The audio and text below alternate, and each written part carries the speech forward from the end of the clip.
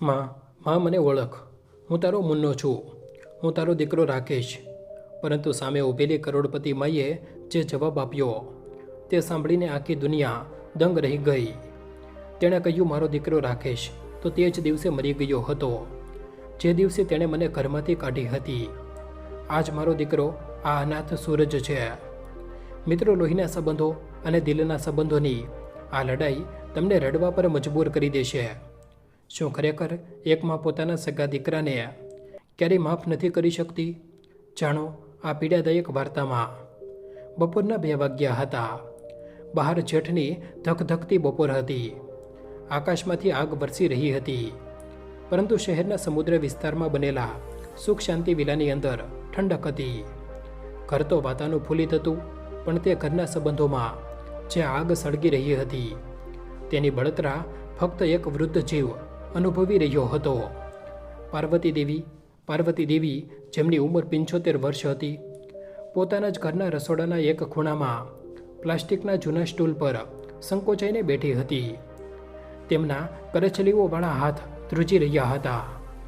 આ એ જ આલિશાન ઘર હતું જેને તેમણે પોતાના સ્વર્ગીય પતિ મનોહર લાલજી સાથે મળીને પોતાની જુવાનીની એક એક પાઈ જોડીને અને પેટે પાટા બાંધીને બનાવ્યું હતું.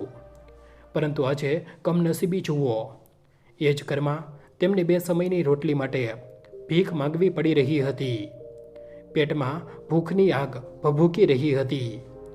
ગઈકાલે રાતથી તેમના પેટમાં અન્નનો એક દાણો પણ ગયો ન હતો. ભૂખ અને નબળાઈથી તેમની આંખો આગળ અંધારા આવી રહ્યા હતા. હિંમત એકઠી કરીને ધ્રુજતા અવાજે તેમણે પોતાની બહુ નિશાને કહ્યું, જે ડાઇનિંગ ટેબલ પર બેસીને મોંઘા વિદેશી ફળ ખાઈ રહી હતી. વહુ, ઓ વહુ. પાર્વતી દેવીનો અવાજ એટલો ધીમો હતો જાણે કોઈ અપરાધી દયાની ભીખ માંગી રહ્યો હોય. દીકરી, થોડી દાળ રોટલી મળશે? કાલે રાત્રે પણ તે જમવાનું આપ્યું ન હતું. હવે તો ચક્કર આવી રહ્યા છે. દવા પણ લેવાની છે દીકરી. નિશાએ સફરજનનો ટુકડો ચાવતા પોતાની સાસુને એવી રીતે જોઈ જાણે કોઈ ગંદુ જીવજંતુ જોઈ લીધું હોય. તેણે પોતાનું નાક સંકોચ્યું અને બૂમ પાડી, ઉફ, હે ભગવાન! રાકેશ, સાંભળો છો? તમારી માનું નાટક ફરી શરૂ થઈ ગયું. અત્યારે તો સવારે મેં ચા આપી હતી. ગટપણમાં પેટ છે કે કૂવો ભરાતો જ નથી. આખો દિવસ બસ ખાવું છે અને સોફા તોડવા છે. પાર્વતી દેવીની આંખોમાં પાણી ભરાઈ આવ્યા. દીકરીએ ચા તો સવારે 8 વાગ્યે મળી હતી. હવે બપોર પૂરી થવા આવી છે. મનોહરજી હોત તો આજે આ દિવસ ના જોવો પડત. ત્યારે જ તેમનો દીકરો રાકેશ પોતાના રૂમમાંથી લેપટોપ લઈને બહાર આવ્યો. પાર્વતી દેવીની વૃદ્ધ અને ઝાંખી આંખોમાં એક આશાની ચમક આવી ગઈ.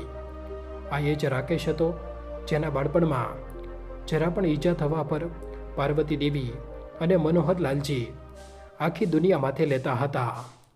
પોતે ભીનામાં સૂતી હતી, તેથી દીકરો સૂકામાં સૂઈ શકે. રાકેશે ગુસ્સામાં કહ્યું, માં, તું રોજનું શું નાટક કરે છે? હું ઘરેથી કામ કરી રહ્યો છું. મારી ક્લાયન્ટ સાથે મીટિંગ ચાલી રહી છે અને તારી કચકચ પતતી નથી. નિશા જે આપી રહી છે ચૂપચાપ ખાઈ લે, નહીતર તે પણ નહીં મળે. શાંતિથી રહેવા દો અમને. દીકરાના આ શબ્દો પાર્વતી દેવના હૃદય પર છરીની જેમ વાગ્યા. તેમણે ધ્રુજતા ઓઠે કહ્યું, રાકેશ દીકરા, હું તારી માં છું. મેં તને મારું ધાવણ અપાયું છે. તારા પિતાએ પોતાની આખી કમાણી તારા ભણતરમાં લગાવી દીધી. આજે એક રોટલી માટે તું આમ ધમકાવી રહ્યો છે? મિત્રો, હૃદય મજબૂત રાખજો. વાર્તામાં આગળ એક એવું દ્રશ્ય આવવાનું છે જેને જોઈને પથ્થર દિલ માણસ પણ રડી પડશે. જો તમને પણ લાગે છે કે મા બાપ ભગવાનથી વધીને હોય છે અને તેનું અપમાન ન થવું જોઈએ, તો અત્યારે જ આ ચેનલને સબસ્ક્રાઈબ કરી લો અને વિડીયોને લાઈક જરૂર કરો. જોઈએ છીએ આજે એ વહાલસોઈ માં માટે કેટલી લાઈક આવે છે. ચાલો આંસુઓની સફર આગળ વધારીએ. નિશાને પાર્વતી દેવીનું આ બોલવું ગમ્યું નહીં. તે એકદમ ઊભી થઈ અને પાર્વતી દેવી પાસે ગઈ. ખબરદાર, જો લાગણીશીલ નાટક કર્યું તો તમે શું કર્યું છે અમારા માટે? આજે જે તમે આ એસીની હવા ખાઈ રહ્યા છો તે રાકેશની કમાણી છે. અને સાંભળો, પહેલાં સ્ટોર રૂમમાં જે તમારો ભંગાર પડ્યો છે તે પેલી લોખંડની જૂની પેટી હું તેને આજે જ ભંગારવાળાને આપી રહી છું. ત્યારે મારે ત્યાં મારા માટે યોગ્ય મેટ અને જીમનો સામાન રાખવો છે. આ સાંભળતા જ પાર્વતી દેવીના પગ નીચેથી જમીન સરકી ગઈ. તે પેટી ભંગાર ન હતી. તેમાં તેમના સ્વર્ગીય પતિ મનોહરલાલજીના ચશ્મા, તેમની ઘડિયાળ, તેમની ડાયરી અને રાકેશના બાળપણના રમકડા હતા. એ જ તો એમના જીવનનું છેલ્લું કારણ હતું. તેમની યાદોની મૂડી હતી. પાર્વતી દેવી પોતાના ઘૂંટણનો અસહ્ય દુખાવો ભૂલીને નિશાના પગમાં પડી ગયા. તેમણે પોતાના બંને હાથ જોડી લીધા, જાણે ભગવાન સામે જોડતા હોય. ના વહુ, મારા પર આવો જુલમ ન કર. મને જમવાનું ન આપ, મને મારી લે, ગાળો આપી લે, પણ મારા મનોહરજીની તે પેટીને ન ફેંકતી. તેમાં મારા સુહાગની છેલ્લી નિશાની છે. હું તેના વગર મરી જઈશ. વહુ રીબાઈ રીબાઈને મરી જઈશ. તે ઘ્રુસકે રડવા લાગી. નિશાએ નિર્દયતાથી બધી હદ પાર કરી દીધી. તેણે ઝટકાથી પોતાનો પગ પાછળ ખેંચ્યો, જેનાથી પાર્વતી દેવી મોઢાભેર જમીન પર પડ્યા. તેમના કપાળમાંથી લોહી નીકળવા લાગ્યું. રાકેશ, નિશાએ બૂમ પાડીને કહ્યું, ઘણું થઈ ગયું. હવે કાં તો આ ડોશી આ ઘરમાં રહેશે, કાં તો હું. નિર્ણય તમારે અત્યારે જ કરવો પડશે. જો આ અત્યારે ને અત્યારે ઘરમાંથી બહાર નહીં ગઈ તો હું અત્યારે જ મારા પિયર જઈ રહી છું અને તમારા પર છૂટાછેડા અને ઘરેલું હિંસાનો કેસ કરી દઈશ. રાકેશ ડરી ગયો. તે પોતાની પત્નીની ચીમકીથી ગભરાઈ ગયો. તેણે એક પળ માટે જમીન પર પડેલી પોતાની લોહીથી લથપથ માને જોઈ અને પછી તેના પથ્થર દિલે નિર્ણય લઈ લીધો હતો. તેની પત્ની જોઈતી હતી, વૃદ્ધ માં નહીં. રાકેશ આગળ વધ્યો. તેણે પોતાની માને ઉઠાવવા માટે હાથ ન લંબાવ્યો, પરંતુ તેમનું બાવડું પકડીને તેમને ઘસડવાનું શરૂ કરી દીધું. દીકરા શું કરી રહ્યો છે? મને ક્યાં લઈ જાય છે? પાર્વતી દેવી તડપી ઉઠ્યા. રાકેશ, મને ના કાઢ. હું આજ ઘરના ખૂણામાં પડી રહીશ. હું કંઈ નહીં માંગુ. દીકરા, તારા પિતાનો આત્મા શું વિચારશે? ના કર આવું. પણ રાકેશે કંઈ ન સાંભળ્યું. તે તેમને ઘસડીને મુખ્ય દરવાજા સુધી લાવ્યો. પાર્વતી દેવીએ ઉંબરો પકડવાનો પ્રયત્ન કર્યો. પોતાના નખથી જમીનને ઉજરડા પાડ્યા, પણ દીકરાએ જોરથી ધક્કો માર્યો. જાઓ અહીંથી માં, તમે મારા જીવનનો ભાર બની ગયા છો. પછી જાઓ ક્યાંક જઈને, મને શાંતિથી જીવવા દો. રાકેશે પાર્વતી દેવીને બહાર ધક્કો આપી દીધો. તે ગબડતા કાંકરાવાળા રસ્તા પર જઈને પડ્યા અને ત્યારે જ જોરથી પાછળ લોખંડનો ભારે દરવાજો હંમેશા માટે બંધ થઈ ગયો. એ અવાજ સાથે પાર્વતી દેવીનું હૃદય પણ તૂટી ગયું. જે ઘરને મંદિર માનીને પૂજ્યું હતું, આજે એ જ મંદિરના દરવાજા તેમના પોતાના દીકરાએ બંધ કરી દીધા. આકાશમાં કાળા વાદળો ઘેરાયા હતા અને વીજળી થવા લાગી હતી. જાણે ભગવાન પણ આ ઘોર કળયુગ અને અન્યાય પર ગુસ્સે થઈ રહ્યા હોય. પાર્વતી દેવીએ આંસુઓની ભરેલી આંખોએ તે બંધ દરવાજાને જોયો અને રડતા રડતા આકાશ તરફ જોયું. એ મનોહરજી, તમે મને એકલી કેમ છોડી ગયા? જુઓ, તમારા લાડક વૈયાએ આજે તમારી પાર્વતીને રસ્તા પર ફેંકી દીધી. વરસાદના ટીપા પડવા લાગ્યા હતા. કપાળમાંથી વહેતું લોહી અને નખોમાંથી વહેતા આંસુ વરસાદના પાણીમાં ભળી ગયા. પાર્વતી દેવીએ લથડિયા ખાતા પગે ચાલવાનું શરૂ કર્યું. તેમને ખબર ન હતી કે જવું ક્યાં છે. બસ ડગલા આપમેળે મોત તરફ વધી રહ્યા હતા. પણ તેમને ક્યાં ખબર હતી કે જે દીકરાએ તેમને કચરો સમજીને ફેંક્યા છે, એ જ રસ્તો તેમને એક નવા દેવદૂત સાથે મેળવવાનો છે, જે તેમની આખી દુનિયા બદલી નાખશે. આકાશની ચાતી ચીરીને વીજળી થઈ અને ધોધમાર વરસાદ શરૂ થઈ ગયો. જાણે પ્રકૃતિ પણ પાર્વતી દેવીના અપમાન પર ઘ્રુસકે રડી રહી હોય. પણ પેલા ઠંડા ટીપા કરતાં વધારે ઠંડો એ અનુભવ હતો, જે હમણાં જ તેમના દીકરાએ તેમને આપ્યો હતો. પાર્વતી દેવી વરસાદમાં પલળતા રસ્તા પર બેભાન અવસ્થામાં ચાલી રહ્યા હતા. તેમના ખુલ્લા પગમાં કાંકરા વાગી રહ્યા હતા. પણ હૃદયમાં જે દીકરા નામની છરી વાગી હતી તેની પીડા એટલી ઊંડી હતી કે પગનું લોહી અનુભવાઈ જ રહ્યું ન હતું. કપાળ પર લાગેલી ઈજામાંથી વહેતું લોહી વરસાદના પાણી સાથે મળીને તેમના આંસુઓનો રંગ લાલ કરી રહ્યું હતું. દરેક ડગલે તેમને ભૂતકાળ યાદ આવી રહ્યો હતો. માં, મને ડર લાગે છે, વીજળી થાય છે. આ 5 વર્ષના રાકેશનો અવાજ હતો જે તેમના ગાનમાં ગૂંજી રહ્યો હતો. ત્યારે પાર્વતી દેવી તેને પોતાની છાતી સરસો સાંપી લેતા હતા અને કહેતા હતા, ડર નહીં મારા લાલ, તારી માં છે ને, કોઈ તને અડી પણ નહીં શકે. આજે એ જ લાલ મોટો થઈ ગયો હતો અને તેણે એ જ મને તોફાનના હવાલે કરી દીધી હતી. એ મનોહરજી તે સીજ પાડવા માંગતા હતા પણ અવાજ ગળામાં જ રૂંધાઈને રહી ગયો. જોઈ લો તમારા લાડકવૈયાનો ન્યાય. જે ઘરનો પાયો મેં મારા ઘરેણા વેચીને નાખ્યો હતો, આજે એ ઘરમાં મારા માટે 2 વાર જમીન નથી. ત્યારે જ બાજુમાંથી એક ઝડપી કાર પસાર થઈ. પૈડાથી ઉડેલો ગંદો કાદવ પાર્વતી દેવીના સફેદ કપડા પર અને ચહેરા પર જઈને પડ્યો. કારવાળો ઊભો રહ્યો નહીં, બસ હોર્ન વગાડતા આગળ નીકળી ગયો. આ દુનિયાની ઉદાસીનતા નથી. નહીં, અમીરોની ગાડીઓ માટે રસ્તો છે પણ ગરીબ વૃદ્ધ મા બાપ માટે નહીં. ભૂખ, તરસ, ઈજા અને અપમાનનો ભાર તે વધારે સહન ન કરી શક્યા. તેમની આંખો આગળ અંધારા આવી ગયા. હવે વધારે નથી ચલાતું, બસ હવે મોત આવી જાય. બબડતા તેમના ઘૂંટણ વળી ગયા અને તે વચ્ચે રસ્તા પર કાદવ અને પાણીમાં ઊંડા માથે પડી ગયા. વરસાદના ટીપા તેમના નિર્જીવ શરીર પર વરસતા રહ્યા. લોકો બાજુમાંથી પસાર થઈ રહ્યા હતા, કોઈ છત્રી લઈને, કોઈ રેનકોટ પહેરીને, પણ કોઈએ તે પડતી વૃદ્ધ સ્ત્રીને ઉઠાવવાની તસ્દી ન લીધી. કળયુગ પોતાની શરમસીમા પર હતો. ત્યાં જ થોડે દૂર એક પતરાની છતવાળી નાની ચાની કિટલી પાસે એક છોકરો ઊભો હતો. સૂરજ, ઉંમર માંડ 24-25 વર્ષ, કપડાં સાધારણ અને જગ્યાએથી ફાટેલા, પણ આંખોમાં એક અજીબ ચમક અને ચહેરા પર ઈમાનદારીનું તેજ. સૂરજ એક અનાથ હતો. તેણે ક્યારેય પોતાની માને જોઈ ન હતી. તેણે કચરાના ઢગલા પાસે કોઈએ છોડી દીધો હતો. તે છૂટક મજૂરી કરીને પોતાનું પેટ ભરતો હતો. સૂરજની નજર રસ્તા પર પડેલી તે વૃદ્ધ મહિલા પર પડી. તેનું હૃદય ધબકારો ચૂકી ગયું. તેને લાગ્યું જાણે તેની પોતાની માં તડપી રહી હોય. તે એક પળ પણ ન રોકાયો. પોતાની પરવા કર્યા વગર તે ધોધમાર વરસાદમાં દોડ્યો. માજી, માજી. સૂરજે પાછે પહોંચીને પાર્વતી દેવીનું માથું પોતાના ખોળામાં રાખી લીધું. તેમનો ચહેરો ફિક્કો પડી ગયો હતો અને શરીર તાવથી તપી રહ્યું હતું.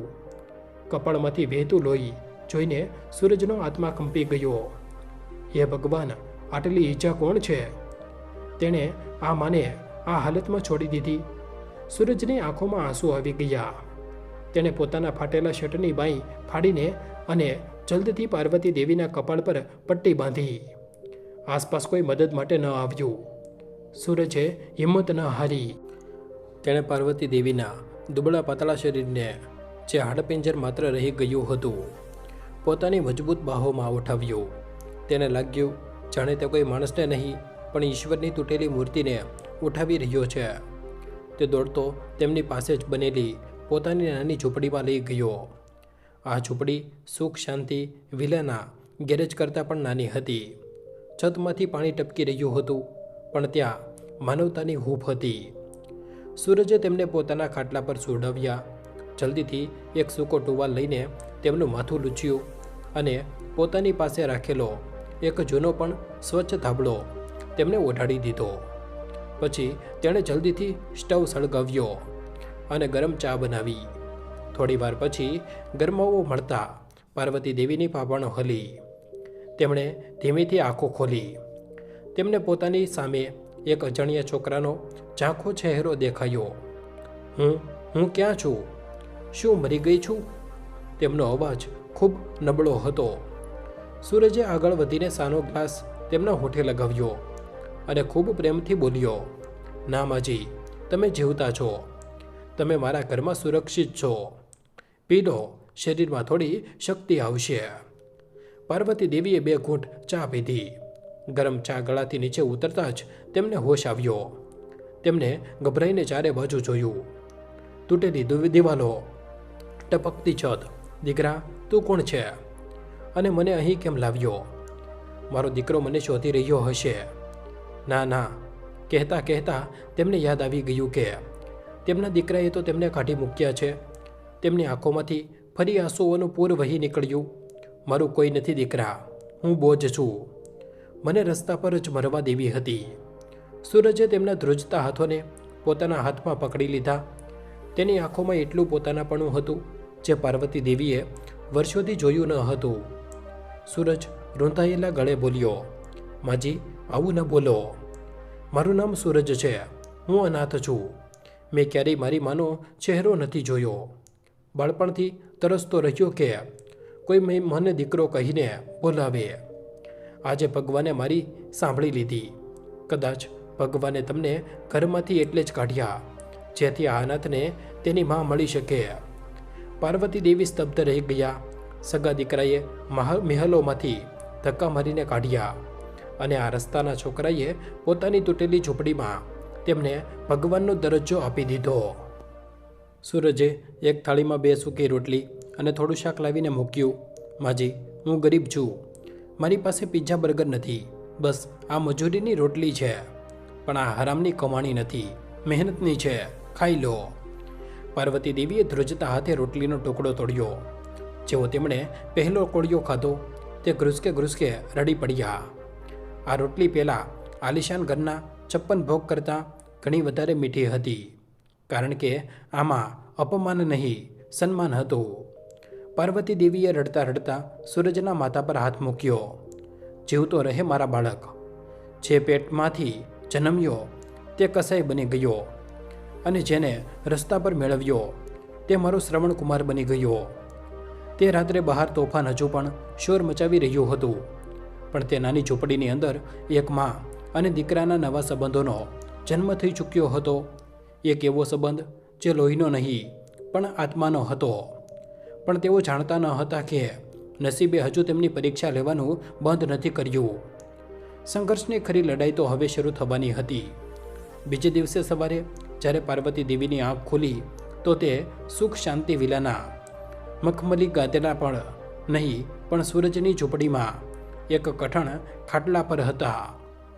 છતની પતરાની તિરાડોમાંથી સળાઈને તડકો અંદર આવી રહ્યો હતો.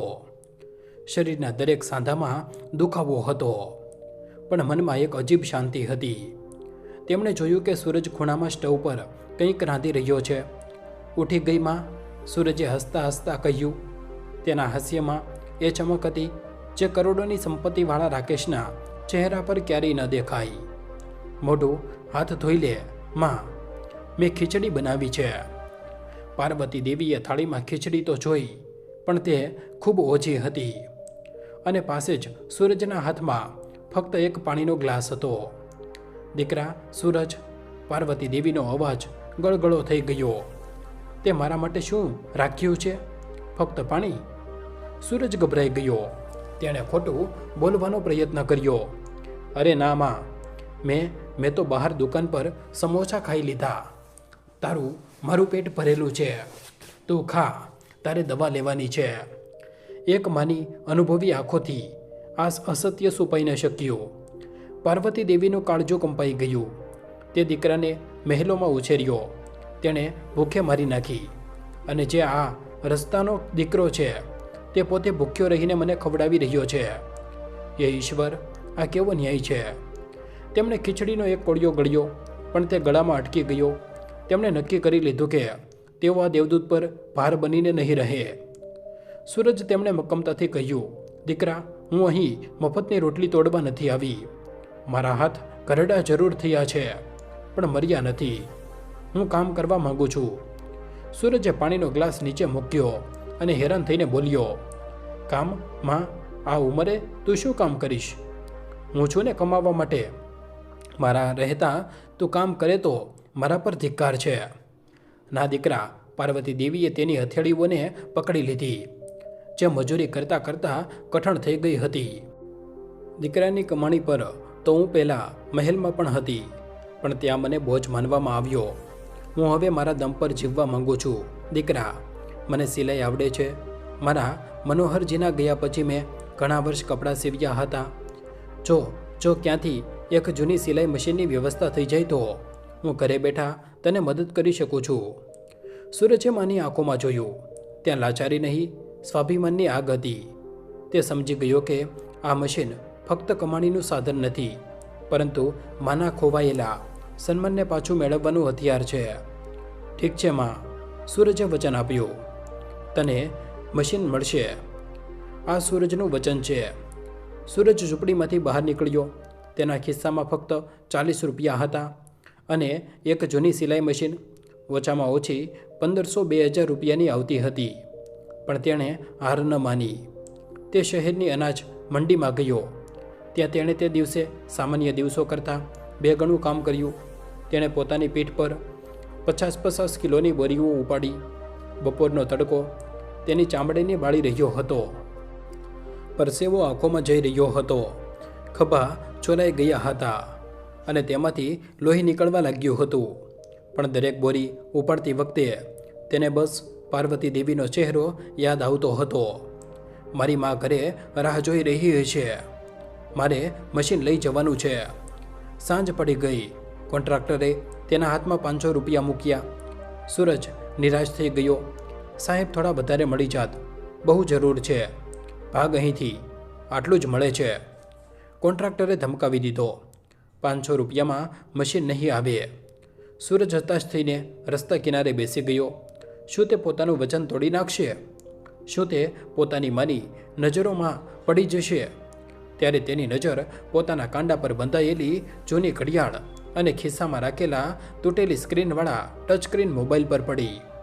એ મોબાઈલ જ તેનું એકમાત્ર મનોરંજન હતું અને કામ શોધવાનું સાધન પણ માના સ્વાભિમાનની આગળ આ વસ્તુઓની શું કિંમત? સૂરજ સીધો મોબાઈલ રિપેરિંગની દુકાન પર ગયો.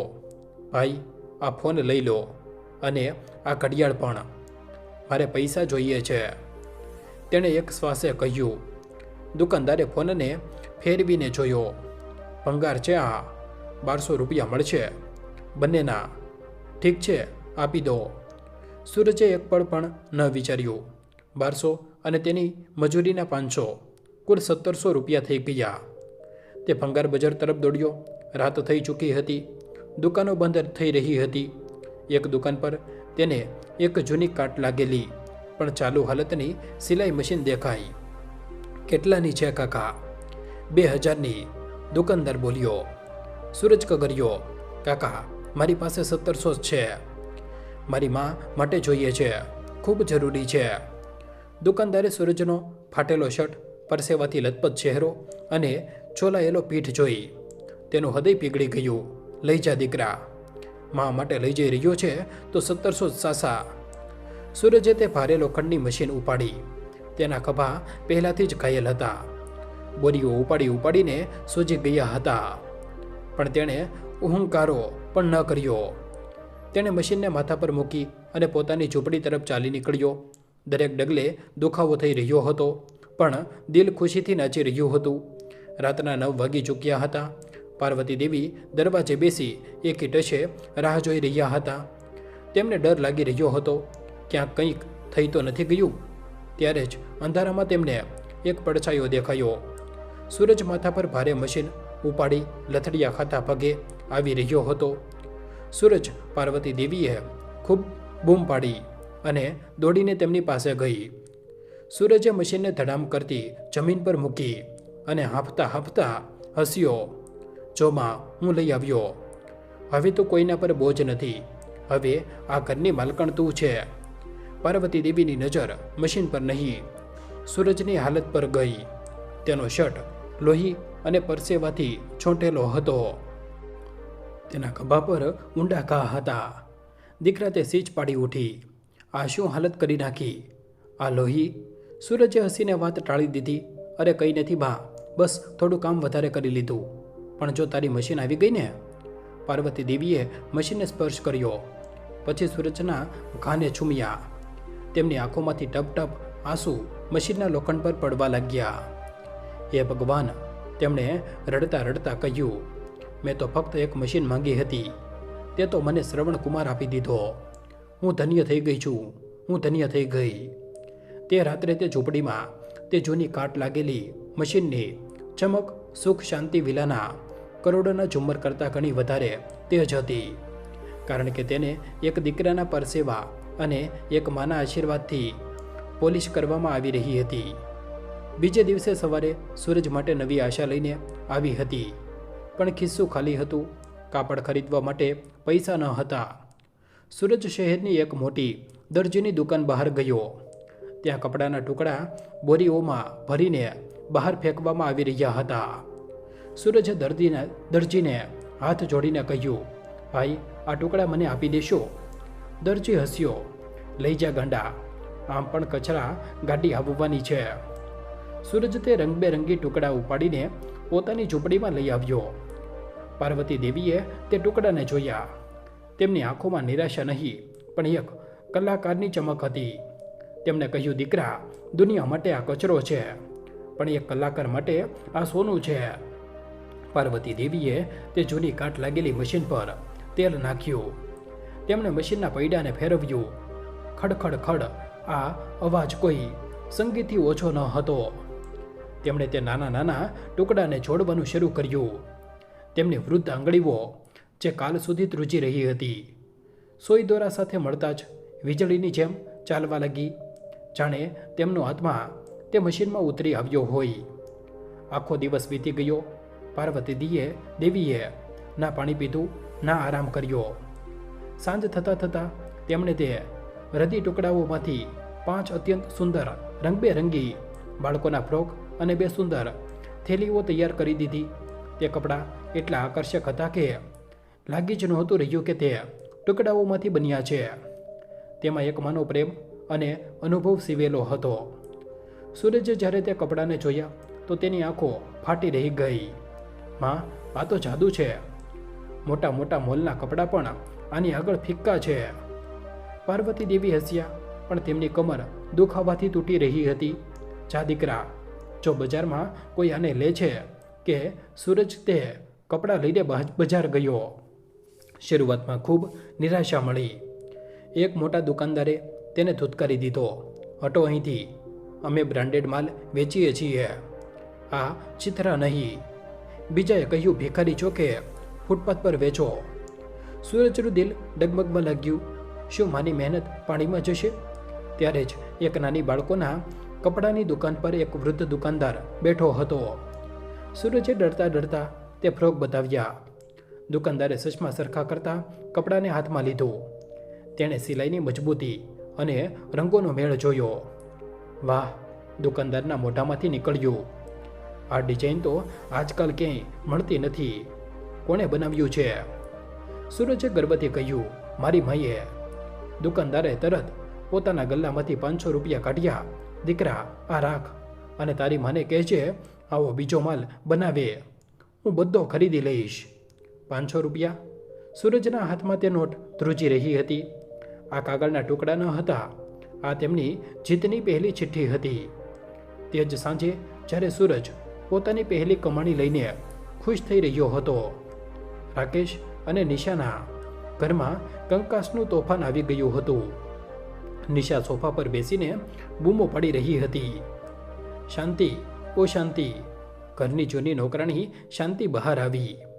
તેણે પોતાનો થેલો ઉપાડી લીધો હતો. શું છે માલકણ? મારા માટે કોફી અત્યાર સુધી કેમ ન આવી? અને ઘર આટલું ગંદુ કેમ પડ્યું છે? નિશાએ બૂમ પાડી. શાંતિએ તરત જવાબ આપ્યો, માલકણ, હું જઈ રહી છું, હવે હું અહીં કામ નહીં કરું. નિશા હેરાન રહી ગઈ. તારી આટલી હિંમત, તું કામ છોડશે? શાંતિએ કહ્યું, હા માલકણ, જે ઘરમાં પોતાની સગી સાસુને કૂતરાની જેમ કાઢવામાં આવે છે, ત્યાં અમારા જેવા નોકરોની શું ઇજ્જત હશે? પાર્વતી માજી હતા તો તે મને પોતાની દીકરી માનતા હતા, મારી મદદ કરતા હતા. તમે તો જાનવરો જેવું વર્તન કરો છો. ધિક્કાર છે આવા પૈસા પર. શાંતિ ઘર છોડીને ચાલી ગઈ. નિશા ગુસ્સાથી લાલ થઈ ગઈ. તેણે રાકેશને ફોન કર્યો. રાકેશ, તમારી માના લીધે આજે નોકરાણી પણ ભાગી ગઈ. ઘરનું કામ કોણ કરશે? હું નહીં કરું, ઝાડુ પોતું. રાકેશ જે ઓફિસેથી થાક્યો ભાગ્યો આવ્યો હતો. તેણે જોયું કે ઘર અસ્તવ્યસ્ત પડ્યું છે. રસોડામાં સિંકમાં એઠવાડ પહાડની જેમ જમા હતો. જમવાના ટેબલ પર કંઈ ન હતું. નિશા, મને ભૂખ લાગી છે, રાકેશે કહ્યું. તો ઓર્ડર કરી લો, મારી પાસે ટાઈમ નથી. નિશા બેડરૂમમાં જઈને દરવાજો બંધ કરી બેસી ગઈ. રાકેશ સોફા પર ધબ દઈને બેસી ગયો. તેને યાદ આવ્યું જ્યારે તે કામ પરથી આવતો હતો તો માં દોડીને પાણી લાવતી હતી. દીકરો થાકી ગયો હશે કહીને ગરમ જમવાનું પીરસતી હતી. આજે તે લાખો કમાતો હતો, એસીમાં રહેતો હતો, પણ તેને પાણી પૂછવાવાળું કોઈ ન હતું. ઘરની દિવાલોમાંથી એક અજીબ મનહુસિયત ટપકી રહી હતી. તેને પહેલીવાર છાતીમાં ખિલાપો અનુભવાયો, પણ તેનો અહંકાર હજુ પણ ખૂબ મોટો હતો. તેણે પિઝા ઓર્ડર કર્યા અને નિસાસો નાખીને રહી ગયો. પાછા ઝૂંપડીમાં રાત થઈ ચૂકી હતી. સૂરજ દોડતો ઝૂંપડીમાં આવ્યો. માં, પાર્વતી દેવી ડરી ગયા. શું થયું દીકરા? સૂરજે તે 500 રૂપિયા માના ચરણોમાં મૂકી દીધા અને જમીન પર માથું ટેકાવી દીધું. તે રડી રહ્યો હતો, પણ આ ખુશીના આંસુ હતા. માં, તારી મહેનત રંગ લાવી. દુકાનદારે બધું લઈ લીધું અને માલ માંગ્યો છે. પાર્વતી દેવીએ તે રૂપિયા ઉપાડ્યા અને પોતાની આંખોએ લગાવી લીધા. આ નોટ રાકેશની આપેલી લાખોની ગાડીઓ કરતાં વધારે કિંમતી હતી. દીકરા, તેમણે સૂરજને ગળે લગાડ્યો. આજે મને લાગ્યું કે હું જીવતી છું. આજે મને લાગ્યું કે મારું અસ્તિત્વ છે. સૂરજે એક નાના કવરમાંથી કંઈક કાઢ્યું. માં, હું તારા માટે જલેબી લાવ્યો છું. તે કહ્યું હતું ને તને મીઠું ભાવે છે. પાર્વતી દેવીએ જલેબીનો એક ટુકડો સૂરજને ખવડાવ્યો અને એક પોતે ખાધો. તે તૂટેલી ફૂટેલી ઝૂંપડીમાં તે સસ્તી જલેબીનો સ્વાદ દુનિયાની સૌથી મોંઘી મીઠાઈ કરતાં પણ મીઠો હતો. તે રાત્રે પાર્વતી દેવીએ નક્કી કરી લીધું, હવે આ સફર નહીં અટકે. સૂરજ, તેમણે કહ્યું, કાલે બીજા ટુકડા લાવજે. હવે આપણે રોકાઈશું નહીં. આપણે એટલા આગળ વધી જઈશું કે આ દુનિયા જોતી રહી જશે. પણ તેઓ જાણતા ન હતા કે સફળતાનો આ રસ્તો કાંટાઓ ભરેલો હતો. બીજે દિવસે સવારે એક એવી મુસીબત આવવાની હતી જે તેમના આ નાના સપનાને કચડી નાખવા માટે તૈયાર ઊભી હતી. સવારના પહેલા કિરણોની સાથે જ પાર્વતી દેવીની સિલાઈ મશીનની ખડખડ શરૂ થઈ ગઈ હતી. કાલની સફળતાએ તેમની વૃદ્ધ આંખોમાં નવી ચમક ભરી દીધી હતી. સૂરજ હજુ સૂતેલો હતો અને પાર્વતી દેવી તેને નિહાળતા વિચારી રહી હતી, ભગવાન, મારા આ દીકરાને દુનિયાની બધી ખુશીઓ આપજે. આણે મને ત્યારે અપનાવી જ્યારે પોતાનાએ તરછોડી દીધી. બધું ઠીક ચાલી રહ્યું હતું. એક નવી આશા જાગી હતી, પણ ગરીબોના નસીબમાં ખુશીઓ વધારે વાર સુધી નથી ટકતી. અચાનક બહાર એક જોરદાર અવાજ થયો. ગાડીઓના સાયરન અને ભારે બૂટના અવાજથી આખી વસ્તી હચમચી ઉઠી. હટાવો, હટાવો બધું, ગેરકાયદેસર દબાણ છે. આ મ્યુનિસિપાલિટી ગાડી આવી છે. કોઈના બૂમ પાડવાનો અવાજ આવ્યો. સૂરજ ઝટકાથી ઊભો થઈ ગયો. માં, પોલીસ દબાણ હટાવવાવાળા આવ્યા છે. સૂરજના અવાજમાં ગભરાહટ હતો. આ પહેલાં કે તે કંઈ સમજી શકે. 2 હટ્ટાકટ્ટા પોલીસવાળા અને નિગમના કર્મચારી તેમની ઝૂંપડી પાસે આવી ચડ્યા. તેમના હાથમાં મોટા મોટા દંડા હતા અને પાછળ એક પીળું બુલડોઝર કોઈ ભૂખ્યા રાક્ષસની જેમ ઊભું હતું. એ, કાઢો તમારો સામાન બહાર. આ જગ્યા સરકારી છે. આજે બધું સાફ થશે. એક કર્મચારીએ તેમની ઝૂંપડીના પતરા પર જોરથી દંડો માર્યો. ઠન! એ અવાજથી પાર્વતી દેવીનું હૃદય કંપી ગયું. સાહેબ, સાહેબ, દયા કરો. હાથ જોડીને સૂરજ આગળ વધ્યો. સાહેબ, મારી વૃદ્ધ માં છે, બીમાર છે. અમે ક્યાં જઈશું? અમને બસ 2 દિવસનો સમય આપી દો સાહેબ. સમય ગયો ખાડમાં. ઓર્ડર છે ઉપરથી. કર્મચારીએ સૂરજને જોરથી ધક્કો માર્યો. સૂરજ લથડાઈને પાછળ પડ્યો. દીકરા પાર્વતી દેવીએ સીચ પાડી. ત્યારે જ બીજા કર્મચારીની નજર પેલી સિલાઈ મશીન પર પડી. તેણે તેને ઉપાડવા માટે હાથ લંબાવ્યો, પણ ઉપાડવા માટે નહીં, પણ બહાર ફેંકવા માટે. આ ભંગાર અહીં કેમ ફેલાવી રાખ્યો છે? પાર્વતી દેવીએ જેવું જોયું કે તે તેમની મશીનને તેમના મનોહરજીની નિશાની અને તેમના જીવનના એકમાત્ર અંધારને ફેંકવા જઈ રહ્યો છે. તેમનામાં ન જાણે ક્યાંથી કેટલી શક્તિ આવી ગઈ.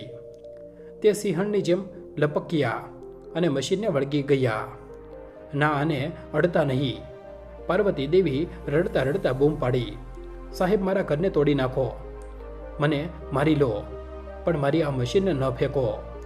એ જ મારી રોજી રોટી છે, એ જ મારા બાળકનું પેટ ભરશે. સાહેબ, હું તમારા પગે પડું છું. પાર્વતી દેવી તે કર્મચારીના ગંદા બૂટ પર પોતાનું માથું ઘસવા લાગ્યા.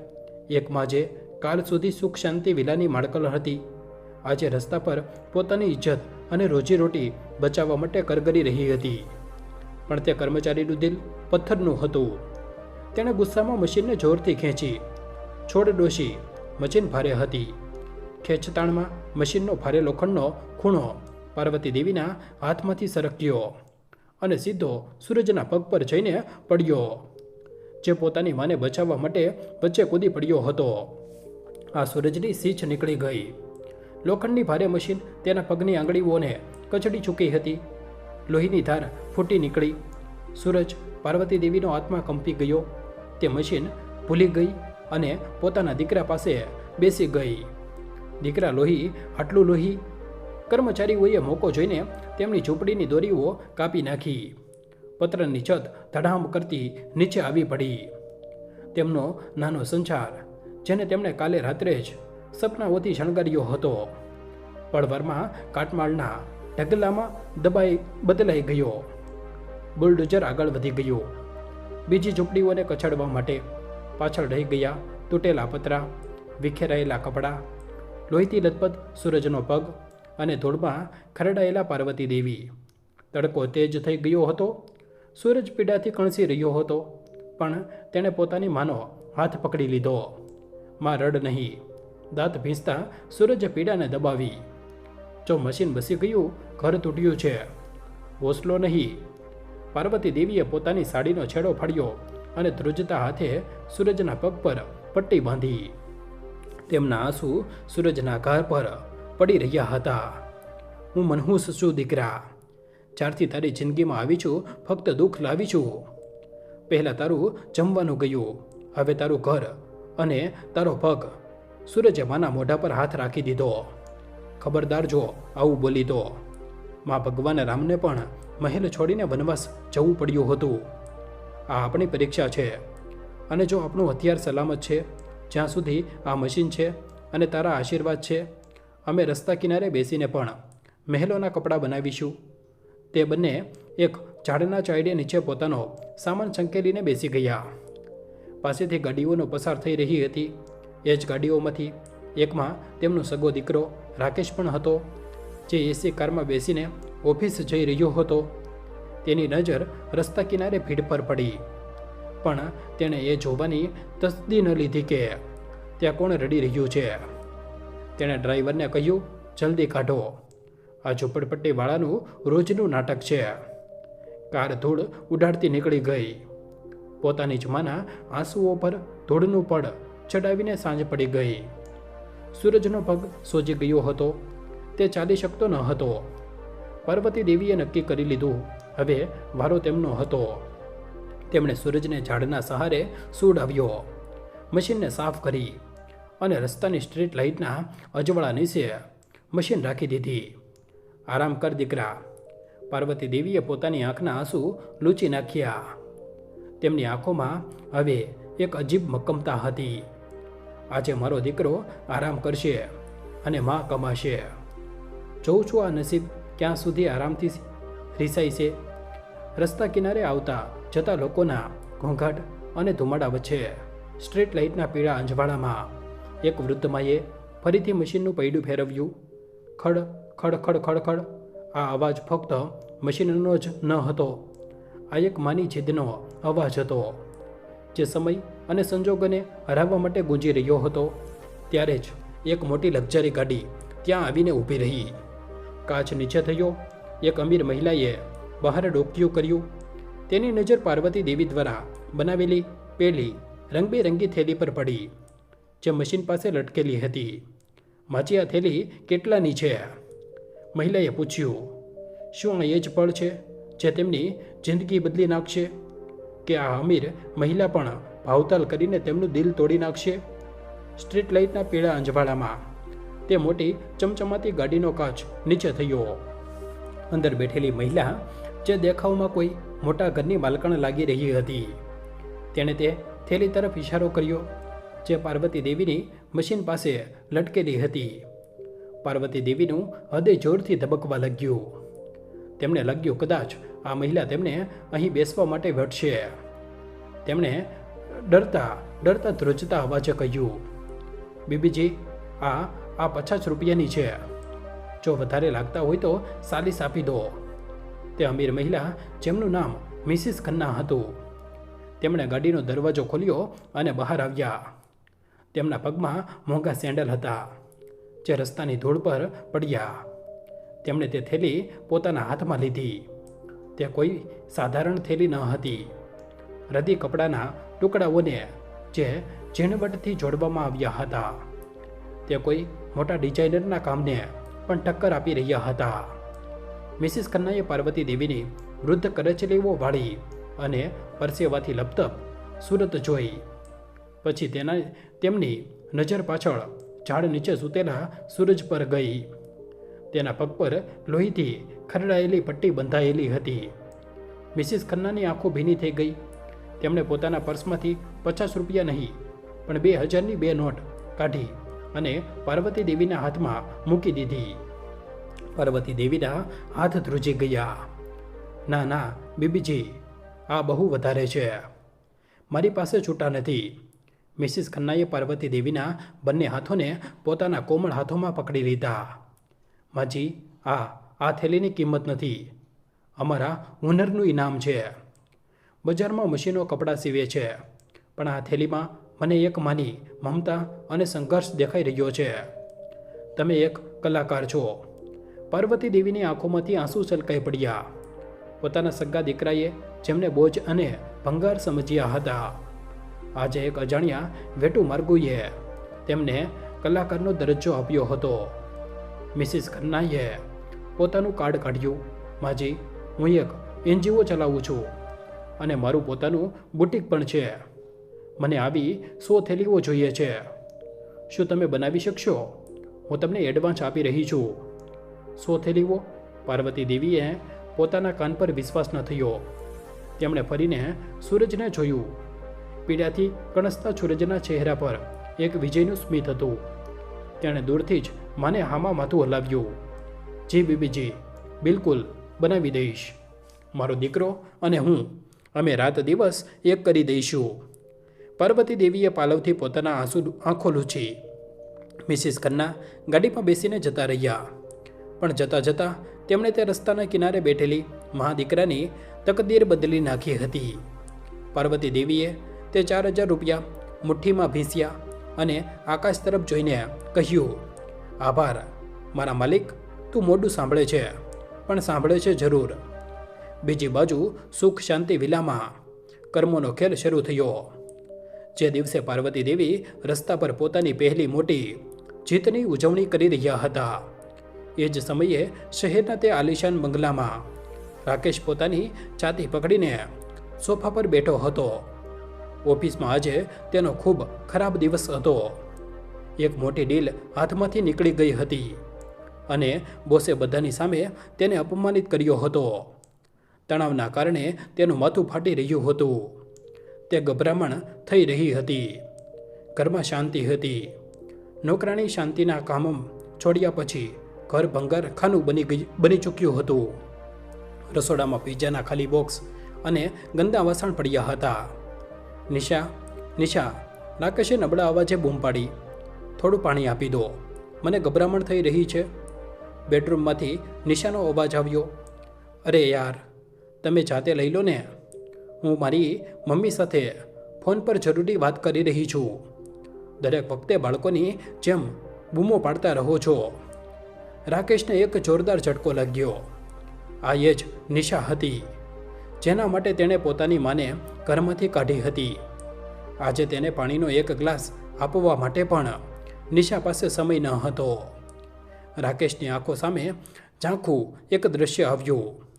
બાળપણમાં જ્યારે તેને થોડો તાવ આવતો હતો તો તેની માં પાર્વતી દેવી આખી રાત ભીના પોતા તેના કપાળ પર મૂકતી હતી. દીકરા, તને પીડા તો નથી થતી ને? હું પગ દબાવી દઉં? માનો તે મમતાભર્યો અવાજ તેના કાનમાં ગુંજવા લાગ્યો. રાકેશ લથડિયા ખાતા ઉઠ્યો અને રસોડા તરફ ગયો. તેના હાથ ધ્રુજી રહ્યા હતા. તેણે જગમાંથી પાણી રેડવાનો પ્રયત્ન કર્યો પણ હાથમાંથી ગ્લાસ છૂટી ગયો. ચપાક! કાચનો ગ્લાસ જમીન પર પડીને તૂટી ગયો. નિશા દોડતી બહાર આવી. તેણે રાકેશની હાલત ન જોઈ. તેણે જમીન પર વિખેરાયેલો કાચ જોયો. શું મુસીબત છે રાકેશ? નિશા બરાડી.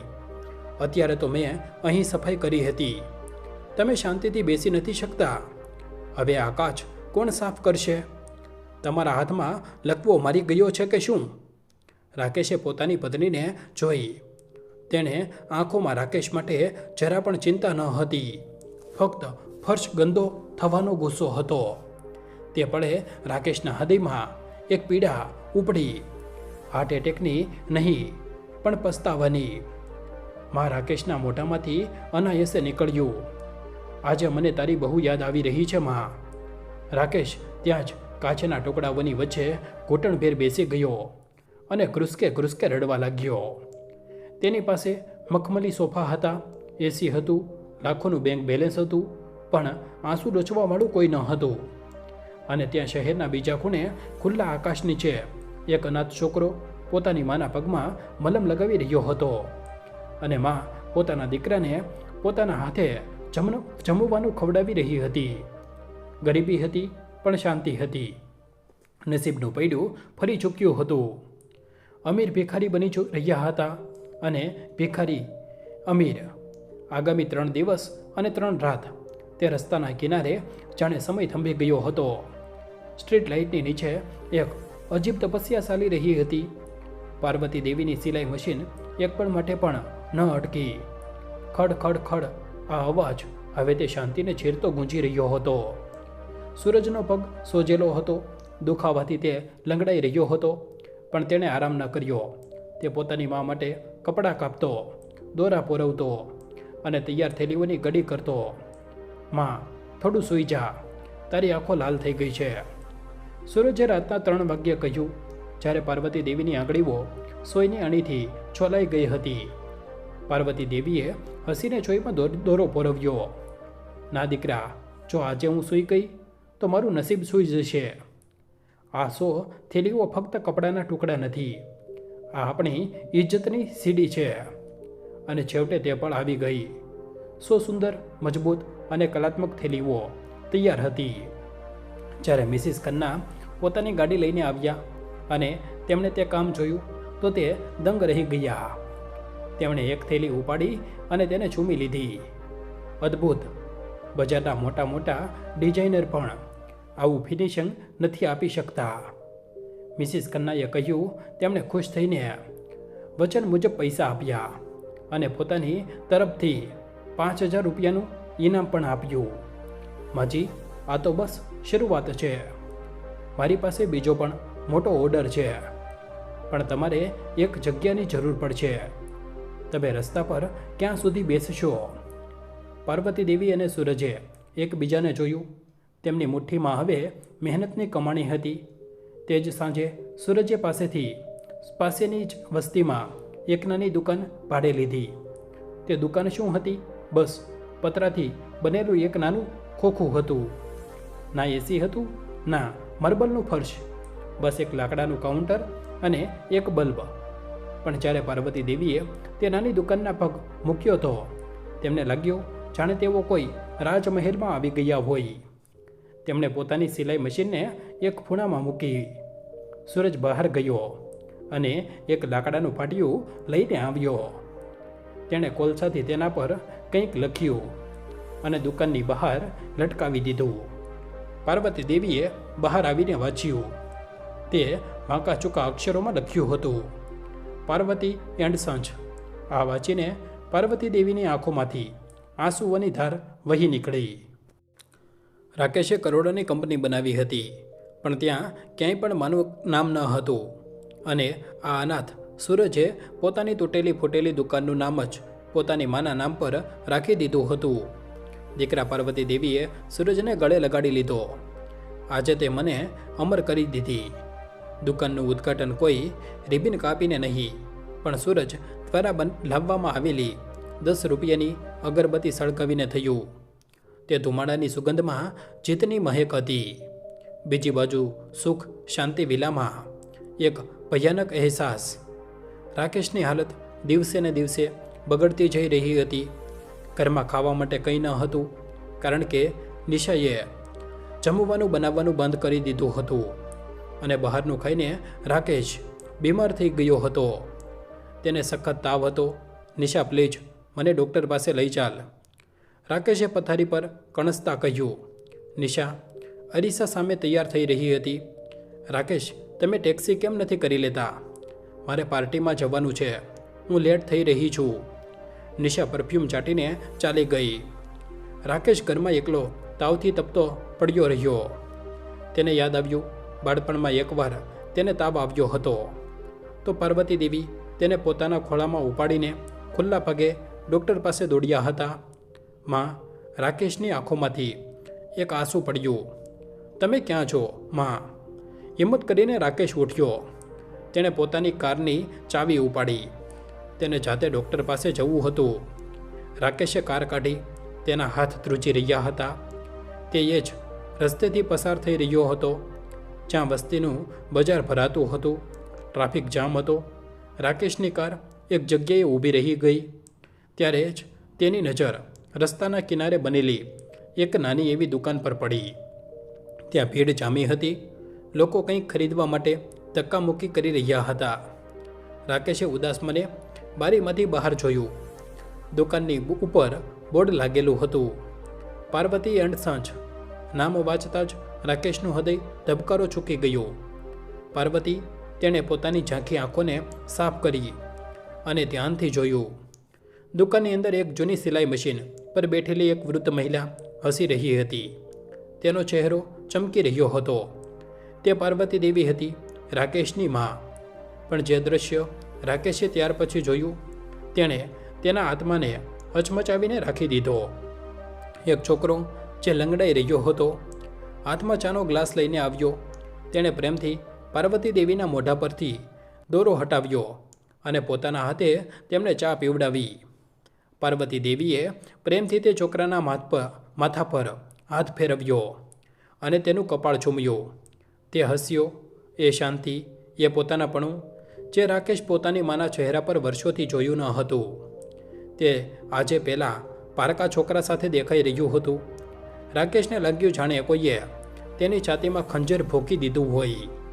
તે પોતાની આલિશાન કારમાં બેઠો હતો. એસી ચાલી રહ્યું હતું, પણ તે એકલો હતો અને ત્યાં તે પતરાની તપતી છત નીચે તેની માં અમીર હતી, કારણ કે તેની પાસે એક દીકરો હતો. ભલે તે સગવો ના હોય. રાકેશનો શ્વાસ રૂંધાવા લાગ્યો. તેણે પોતાની દોલત, પોતાની કાર, પોતાનો બંગલો, બધું કચરો લાગવા લાગ્યું. તેણે ઈર્ષ્યા થઈ.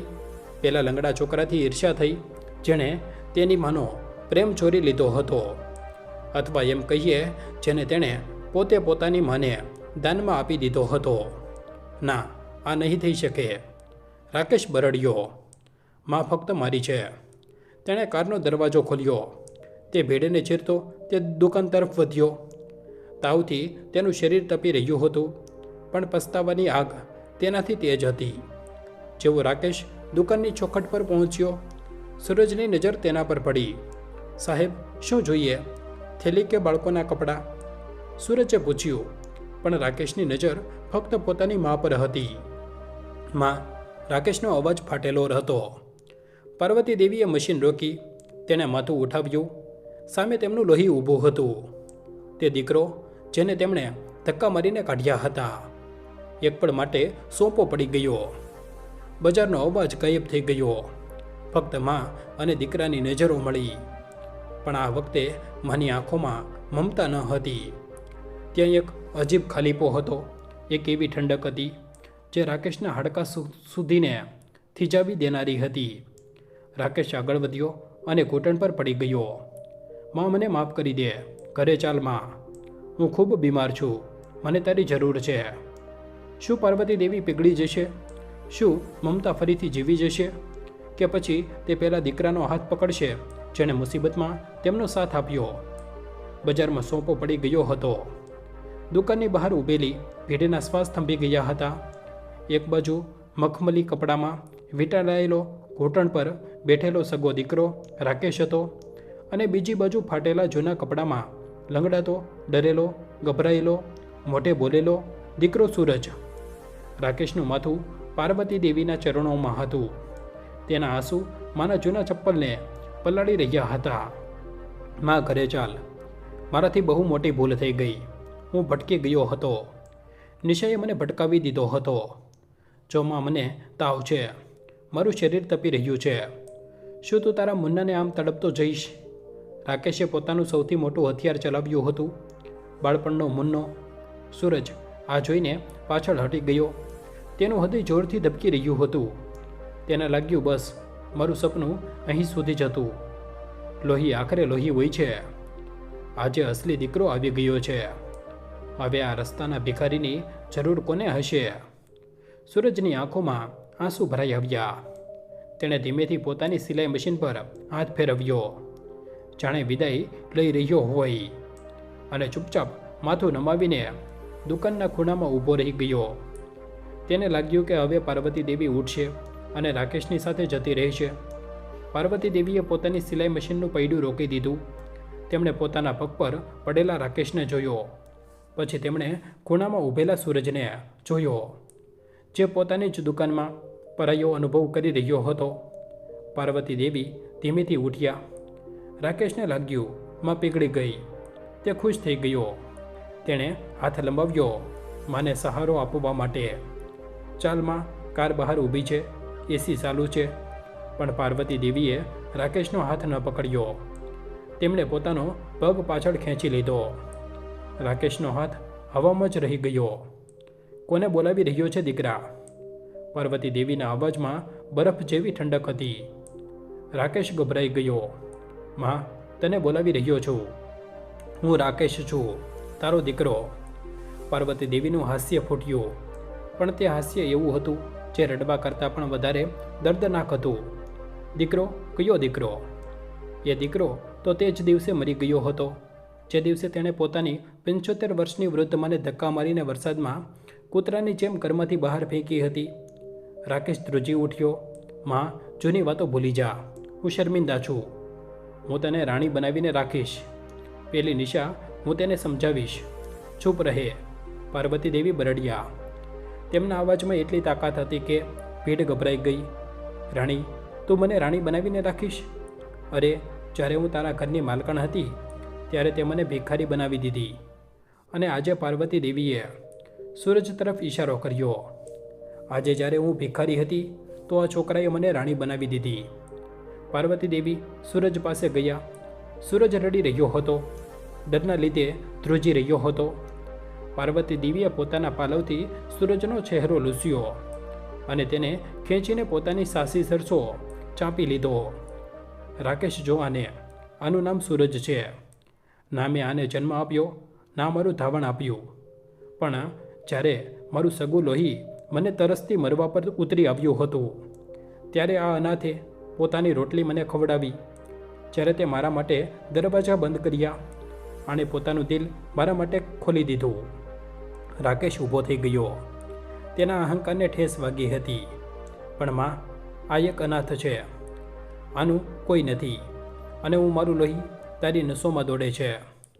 હું લોહીના શબ્દને કેવી રીતે ઠુકરાવી શકે છે? પાર્વતી દેવીની આંખોમાં અંગારા સળગી ઉઠ્યા. લોહીનો સંબંધ તે જ દિવસે પાણી બની ગયો હતો. રાકેશ, જે દિવસે તે મારા કપાળમાંથી વહેતા લોહીને નહોતું જોયું. તું કહે છે આ અનાથ છે, પાર્વતી દેવીએ સૂરજનો હાથ હવામાં ઉઠાવ્યો. સાંભળી લો દુનિયાવાળા, આજે આ સૂરજ અનાથ નથી.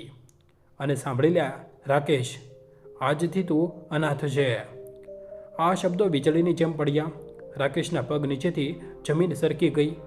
એક માએ ભરી સભામાં પોતાના સગા દીકરાને અનાથ કહી દીધો હતો. આજથી મારો એક જ દીકરો છે, સૂરજ. પાર્વતી દેવીએ એલાન કર્યું. રાકેશ, તું જા તારી દોલત, તારી કોઠી અને તારી બીબી પાસે.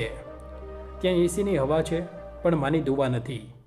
અને યાદ રાખજે, જે ઘરમાં વડીલોના આંસુ પડે છે તે ઘર ક્યારેય આબાદ નથી રહેતા. સૂરજ ઘ્રુસકે રડી પડ્યો અને પાર્વતી દેવીના પગમાં પડી ગયો. માં, મને ન છોડતી માં. પાર્વતી દેવીએ તેને ઉઠાડ્યો અને ગળે લગાડ્યો. તને કેવી રીતે છોડી દઉં મારા લાલ? તે તો મને ત્યારે સંભાળી જ્યારે હું કાચની જેમ વિખેરાયેલી હતી. રાકેશ અપમાન, તાવ અને હારની બળતરામાં બળતો ત્યાં ઊભો હતો. ભીડ તેના પર થૂથું કરી રહી હતી. જાઓ અહીંથી, શરમ નથી આવતી? લોકો બૂમો પાડવા લાગ્યા. રાકેશે લથડિયા ખાતા પગે પોતાની કાર તરફ દોડ મૂકી. તે પોતાની માને પાછી લેવા આવ્યો હતો, પણ આજે તેને પોતાની માને હંમેશા માટે ગુમાવી દીધી હતી. તે કારમાં બેઠો અને જોરથી દરવાજો બંધ કર્યો. તે બરડ્યો, સ્ટીયરિંગ વ્હીલ પર હાથ પછાડ્યો. પણ હવે બહુ મોડું થઈ ચૂક્યું હતું. બીજી બાજુ સુખ શાંતિ વિલામાં તબાહીનું દૃશ્ય. અપમાનિત અને બીમાર રાકેશ જ્યારે પાછો પોતાના ઘરે પહોંચ્યો તો તેને લાગ્યું કે હવે ઓછામાં ઓછું ઘરે જઈને આરામ કરશે. પણ જેવો તેણે ઘરનો દરવાજો ખોલ્યો, તેના હોશ ઉડી ગયા. ઘરનો સામાન વેરવિખેર પડ્યો હતો. કબાટ ખુલ્લો હતો. લોકરનું તાળું તૂટેલું હતું. નિશા રાકેશ બરડ્યો. ડાઇનિંગ ટેબલ પર એક કાગળ પડ્યો હતો. રાકેશે ધ્રુજતા હાથે તેને ઉપાડ્યો. તે છૂટાછેડાના કાગળ હતા અને સાથે એક ચિઠ્ઠી હતી. રાકેશ, હું તારા આ કંટાળાજનક અને નાટકબાજ પરિવાર સાથે નથી રહી શકતી અને મારી સ્પેસ જોઈએ છે. હું જઈ રહી છું. અને હા, તારા લોકરમાંથી ઘરેણાં અને રોકડ હું લઈ જઈ રહી છું મારા વળતર તરીકે. Good bye. રાકેશ ત્યાં જ જમીન પર ધડામ કરતો પડી ગયો. ખાલી ઘર, ખાલી લોકર, ખાલી સંબંધો. તેને યાદ આવ્યો માનો શ્રાપ. જે ઘરમાં વડીલોના આંસુ પડે છે તે ઘર ક્યારેય આબાદ નથી રહેતા. આજે રાકેશ પાસે કરોડોનો બંગલો હતો, પણ તે દુનિયાનો સૌથી ગરીબ માણસ હતો. અને દૂર તે નાની પતરાની દુકાનમાં પાર્વતી દેવી અને સૂરજ સૂકી રોટલી ખાઈને પણ દુનિયાના સૌથી અમીર લોકો હતા, કારણ કે તેમની પાસે શાંતિની ઊંઘ હતી. સમય ક્યારેય એક જેવો નથી રહેતો. જે આજે રાજા છે કાલે રંક હોઈ શકે છે, અને જે રંક છે તે કાલે રાજા. 5 વર્ષ વીતી ચૂક્યા હતા. શહેરની વચ્ચે એક વિશાળ ઇમારત ઊભી હતી. તેના પર સોનેરી અક્ષરોમાં લખ્યું હતું, પાર્વતી એન્ડ સન્સ ઇન્ટરનેશનલ. હા, એ જ પતરાની દુકાન આજે દેશની સૌથી મોટી ગાર્મેન્ટ કંપની બની ચૂકી હતી. પાર્વતી દેવીના ડિઝાઇન કરેલા કપડાં હવે વિદેશોમાં વેચા જતા હતા. આજે કંપનીનો સ્થાપના દિવસ હતો. મીડિયાવાળા, મોટા મોટા નેતા અને વેપારી ત્યાં હાજર હતા. એક લાંબી ચમચમાતી મર્સિડીઝ કાર આવીને ઊભી રહી. ડ્રાઈવરે દરવાજો ખોલ્યો. સૌથી પહેલાં એક નવયુવાન બહાર નીકળ્યો. તે સૂરજ હતો. હવે તે ફાટેલા કપડામાં નહીં, પણ લાખોના સૂટમાં હતો. તેના ચહેરા પર તેજ હતું, પણ ચાલમાં એ જ જૂની નમ્રતા હતી. સૂરજે બીજો દરવાજો ખોલ્યો અને ખૂબ જ સન્માન સાથે એક વૃદ્ધ મહિલાનો હાથ પકડીને તેમને બહાર કાઢ્યા. તે પાર્વતી દેવી હતા. બનારસી સાડીમાં સજ્જ, આંખોમાં શાંતિ અને ચહેરા પર ગરિમા. 5 વર્ષ પહેલાં જે માને રસ્તા પર ફેંકવામાં આવી હતી, આજે દુનિયા તેને સલામ કરી રહી હતી. સૂરજે માઇક હાથમાં લીધું. કેમેરાની ફ્લેશ ચમકી રહી હતી. મિત્રો, આજે હું જે કંઈ પણ છું, મારી માના લીધે છું. આ કંપની મારી નથી, આમના પરસેવા અને આશીર્વાદની છે. સૂરજે પાર્વતી દેવીના ચરણ સ્પર્શ કર્યા. આખી ભીડ તાળીઓથી ગૂંજી ઉઠી. મિત્રો, વાર્તાના આ અંતને જોઈને જો તમારી આંખોમાં આંસુ આવી જાય તો સમજી લેવું કે તમારી છાતીમાં એક ધબકતું હૃદય છે. આવી જ દિલને સ્પર્શી જાય તેવી વાર્તાઓ માટે જે તમને જિંદગીનું સત્ય બતાવે છે, અત્યારે જ અમારી ચેનલને સબસ્ક્રાઈબ કરી લો અને બેલ આઇકન દબાવવાનું ન ભૂલતા. અમે વચન આપીએ છીએ, અમારી દરેક વાર્તા તમને એક નવી શીખ આપશે. ચાલો હવે જોઈએ રાકેશનું શું હાલ છે. એ ચાલીસાન ઇમારતની બહાર ગરીબો માટે સદાવ્રત એટલે કે મફત જમવાનું ચાલી રહ્યું હતું. પાર્વતી દેવી 10 વર્ષ આજના દિવસે ગરીબોને પોતાના હાથે જમવાનું ખવડાવતા હતા. હજારો ગરીબોની લાઈન લાગી હતી. એ જ લાઈનમાં સૌથી પાછળ એક અત્યંત કમજોર, મેલો ઘેલો અને બીમાર જેવો માણસ ઊભો હતો. તેના વાળ વિખેરાયેલા હતા, દાઢી વધેલી હતી અને કપડાં છીથરે હાલ હતા. તે પોતાના વારાની રાહ જોઈ રહ્યો હતો, જેથી તેને 2 પૂરી મળી શકે. આ ભિખારી બીજું કોઈ નહીં પણ રાકેશ હતો. નિશાના ગયા પછી રાકેશ ડિપ્રેશનમાં જતો રહ્યો. તેણે દારૂનો સહારો લીધો. ધીમે ધીમે તેની નોકરી છૂટી ગઈ. ઘર બેંકે જપ્ત કરી લીધું અને તે રસ્તા પર આવી ગયો. એ જ રસ્તો જ્યાં તેણે પોતાની માને ધક્કા મારીને કાઢી હતી. ભૂખથી તડફડતા રાકેશનો વારો આવ્યો. સામે ખુરશી પર પાર્વતી દેવી બેઠા હતા અને સૂરજ બધાને જમવાનું પીરસી રહ્યો હતો. જેવો રાકેશે પોતાની ફાટેલી જોડી આગળ કરી, સૂરજનો હાથ અટકી ગયો. સૂરજે તે ભિખારીને ધ્યાનથી જોયો. તે આંખો, તે ચહેરો સૂરજ ઓળખી ગયો. ભાઈ સૂરજના મોઢામાંથી ધીમેથી નીકળ્યું. આ સાંભળતા જ પાર્વતી દેવીએ માથું ઉઠાવ્યું. તેમની સામે તેમનો સગો દીકરો ઊભો હતો, એક ભિખારીના રૂપમાં.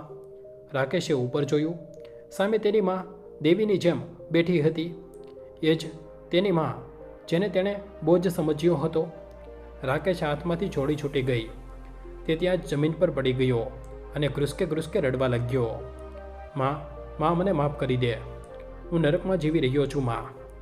મેં તને કાઢી અને ભગવાને મને દુનિયામાંથી કાઢી દીધો. મને તારા પગની ધૂળ બનાવી લે માં. ભીડ સ્તબ્ધ રહી ગઈ. મીડિયાવાળા કેમેરા ફેરવવા લાગ્યા. આ ભિખારી એમનો દીકરો છે. લોકો ગણગણવા લાગ્યા. સૂરજની આંખોમાં આંસુ આવી ગયા. તેણે પાર્વતી દેવી તરફ જોયું. માં પાર્વતી દેવી પોતાની જગ્યાએથી ઉઠ્યા. તે ધીમે ધીમે રાકેશ પાસે આવ્યા. રાકેશને લાગ્યું માં તેણે ગળે લગાડી લેશે. તે આશા ભરેલી નજરોથી જોવા લાગ્યો. પાર્વતી દેવીએ રાકેશના માથા પર હાથ મૂક્યો. રાકેશને લાગ્યું તેને માફી મળી ગઈ. પરંતુ પાર્વતી દેવીએ જે કહ્યું તેણે બધાના હાથમાં હચમચાવી દીધા. ઉઠ મુસાફિર, પાર્વતી દેવીએ શાંત અવાજે કહ્યું. અહીં કોઈનો દીકરો નથી. બધા ભૂખના માર્યા છે. રાકેશ સ્તબ્ધ રહી ગયો. હું રાકેશ છું, તારો મુન્નો. પાર્વતી દેવીએ પોતાની સાડીના પાલવથી 2 ગરમા ગરમ પૂરી કાઢી અને રાકેશના હાથોમાં મૂકી દીધી. આ પૂરી પાર્વતી એન્ડ સન્સના માલિક તરફથી છે, એક દીકરા તરફથી નહીં. મારો દીકરો સૂરજ ત્યાં ઊભો છે. પાર્વતી દેવીએ સૂરજનો હાથ પકડી લીધો. રાકેશ, મેં તને માફ કર્યો, કારણ કે એક મા પોતાના બાળકને બદદુઆ નથી આપી શકતી, પણ હું તને અપનાવી નથી શકતી, કારણ કે જે દોરાને તે 5 વર્ષ પહેલાં તોડી નાખ્યો હતો, હવે તેમાં ગાંઠ પડી ચૂકી છે. તે તારું સ્વર્ગ ગુમાવી લીધું છે. હવે તેને આંસુઓથી પાછું નથી મેળવી શકતો. પાર્વતી દેવીએ સૂરજ તરફ જોયું અને કહ્યું, ચાલ દીકરા, હજુ બીજા પણ ભૂખ્યા લોકો રાહ જોઈ રહ્યા છે. પાર્વતી દેવી અને સૂરજ આગળ વધી ગયા. રાકેશ ત્યાં જ ધૂળમાં બેઠો રહી ગયો. તેના હાથમાં 2 પૂરી હતી. તેને સમજાઈ ગયું હતું કે દોલત તો ફરી કમાઈ શકાય છે, પણ માં એકવાર ખોવાઈ જાય તો બીજી વાર નથી મળતી. રાકેશે ધ્રુજતા હાથે પૂરીનો એક ટુકડો તોડ્યો અને મોઢામાં મૂક્યો. આંસુઓ સાથે તે કોળિયો તેના ગળાથી નીચે ઉતર્યો. આ તેના કર્મોનો સ્વાદ હતો. મિત્રો, માતા પિતા વડના ઝાડ જેવા હોય છે. કદાચ તે ફળ ન આપે, પણ છાંયડો જરૂર આપે છે. પોતાની પત્ની કે દોલત માટે ક્યારેય પોતાના વૃદ્ધ મા બાપને ઘરમાંથી ન કાઢતા. નહીંતર જ્યારે સમયનો થપ્પડ પડે છે તો કોઈ બચાવવાવાળું નથી હોતું. જો આ વાર્તાએ તમારા હૃદયને સ્પર્શી લીધું છે તો કોમેન્ટ બોક્સમાં લવ યુ મોમ જરૂર લખો અને ચેનલને અત્યારે જ સબસ્ક્રાઈબ કરો. આવતી વાર્તામાં આપણે ફરી મળીશું એક નવી શીખ સાથે. જય શ્રી કૃષ્ણ. ધન્યવાદ.